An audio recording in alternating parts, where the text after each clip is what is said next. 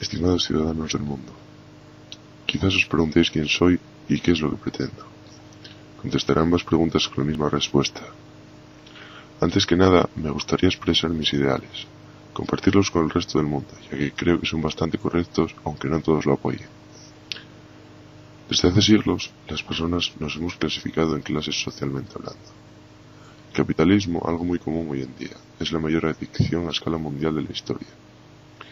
El dinero corrompe, extorsiona y normalmente supone un comportamiento impropio de seres civilizados y racionales, produciendo así continuas guerras, asesinatos y cualquier otro tipo de crímenes atroces. La pregunta que deberíamos hacernos ¿es el dinero bueno para la humanidad? Permitidme contestar a esta pregunta argumentando ejemplos claros, como la supuesta búsqueda de armas nucleares en Irak a manos de los tan queridos Estados Unidos.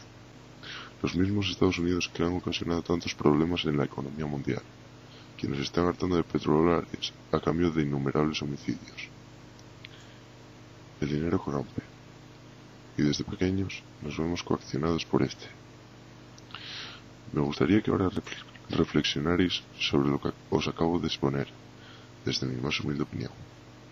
Creo que ya es hora de un cambio, que solo nosotros podemos realizar. ¡Viva la estrella!